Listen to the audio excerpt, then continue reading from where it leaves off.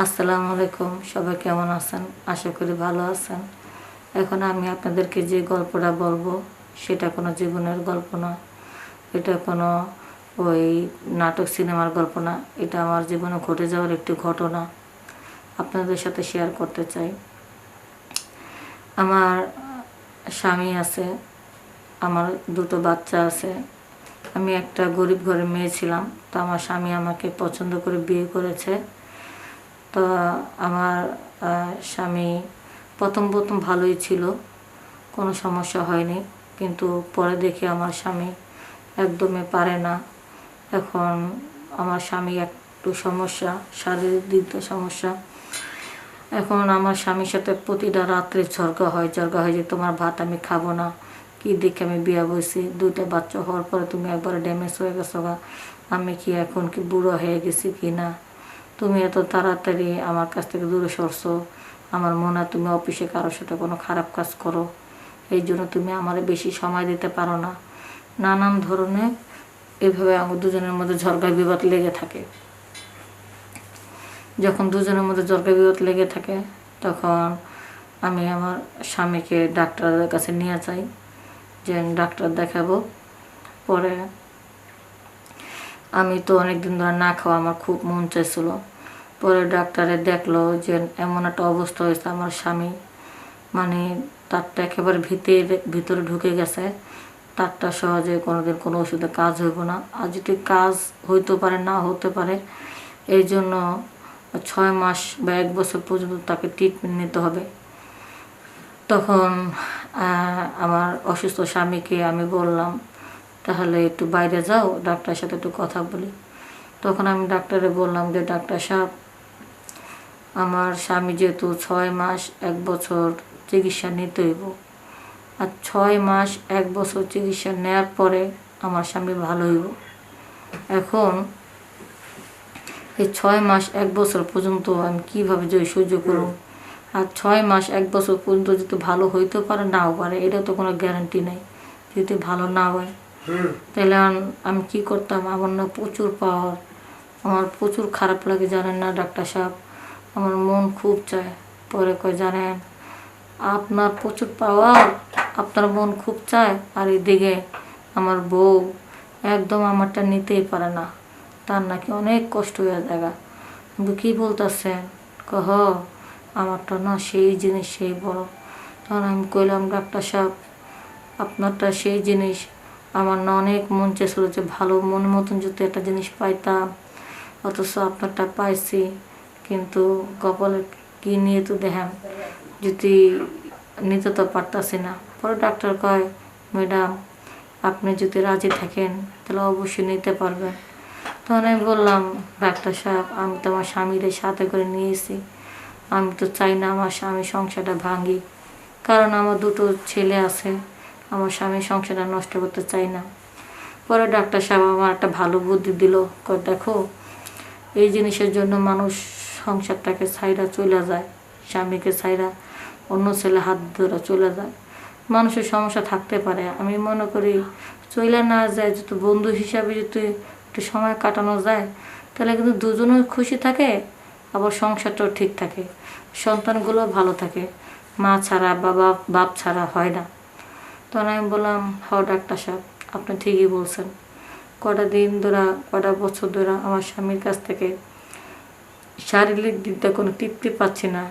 এক পর্যায়ে সিদ্ধান্ত নিয়েছিলাম যে পাশের বাড়ি শামসু ভাইয়ের সাথে আমি চলে যাই গা, কিন্তু আপনার কথাগুলো শুন না পরে চিন্তা করলাম যে না, সংসারটা ছাইরা কোথাও যাব না, তাইলে আমার স্বামী আর আমার সন্তানকে কে দেখবে? কারণ ঘরের একটা বউ সবাইকে আগলে রাখতে পারে, কিন্তু একটা বাইরের মাইয়া কখনো দ্বিতীয় বউ আসলে তখন তার স্বামীকে আপন মনে করে নেয় না, তখন তার স্বামীর টাকা পয়সা লুটে নেওয়ার জন্য আসে, এবং সতীনের সন্তান কখনো আর এক সতীন দেখতে পারে না, তাতেই সন্তান দুটো অবহেলা হয়। তো যাই হোক ডাক্তার সাহেব, সত্যি আপনারটা ভালো লাগছে, আপনি অনেক ভালো একটা পরামর্শ দিয়েছেন, আমার কাছে অনেক ভালো লাগলো। পরে ডাক্তার কইল ম্যাডাম, আমার কথা শুনে ভালো লাগছে, তা আমারটা তখন নিতে পারলেন না, নিলে তো আরও ভালো লাগতো। পরে ডাক্তারে বললাম, ডাক্তার সাহেব আসলে এটা তো একটা চেম্বার, এখানে যদি কেউ হুট করে ঢুকে পড়ে, কয়েক গেটের সামনে আমার তো নার্স থাকে, কম্পাউন্ডার থাকে, আমি যতক্ষণ পর্যন্ত আর কি আসতে না বলবো ততক্ষণ পর্যন্ত কোনো রুগী আসবে না, ভিতরে ঢুকবে না, আপনি নিশ্চিন্তে থাকতে পারেন। পরে আমি একটু সাহস পাইলাম।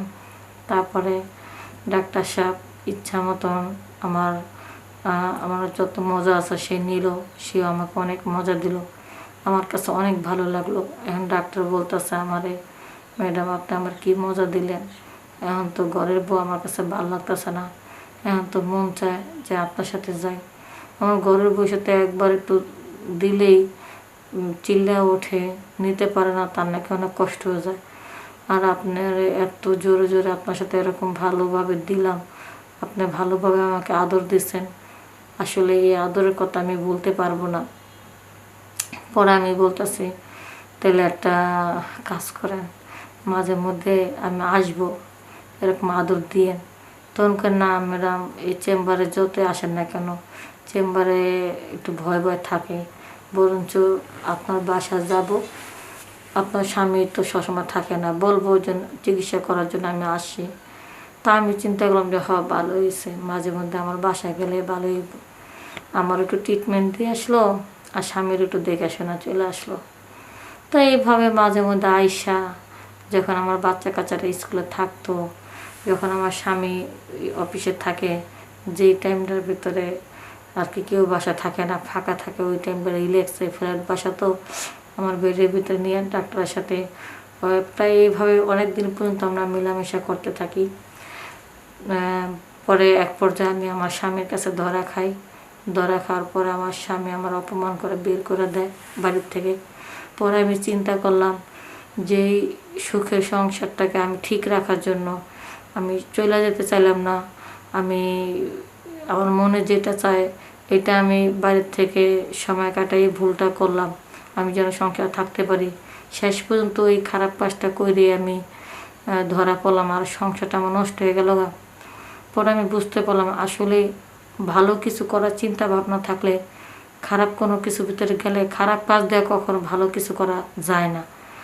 তাই চিন্তা করলাম যে পরকীয়া করলে স্বামী যেমনই হোক না কেন, পরকীয়া কোনো স্বামী সহ্য করবে না। আর কোনো স্বামী যদি পরকীয়া করে তাহলে কোনো স্ত্রী সহ্য করবে না।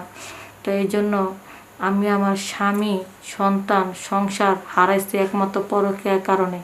তাই পরকীয়া কইরা আমি যেহেতু আমার সব কিছু হারায় ফেলেছি, আপনারা কেউ পরকীয়া করবেন না। তারপরে আমি হারানোর পরে আমি আমার স্বামীকে অনেক দিন বলছি, দেখো দুইটা বাচ্চার মুখের দিক তাকানোর পরে, দুইটা বাচ্চার মুখের দিক তাকাই অন্তত আমার তোমার কাছে নাও। কয় না, তুই আমার দিনের পর দিন ঠকাইছস, তুই ডাক্তারের সাথে সম্পর্ক করছস, তোর আমি জীবনে মানে নিম না।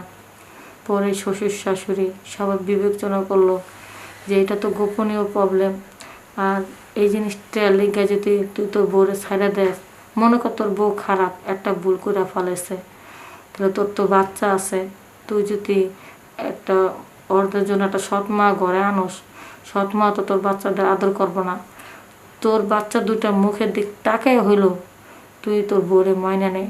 আমার শাশুড়ি আমাকে অনেক বুঝেছে, বুঝানোর পরে যখন মাইনা নিল আমার স্বামী, পরে আমি আমার স্বামীরে ফিরে পেলাম, অনেক কষ্টে ফিরে পেয়েছি।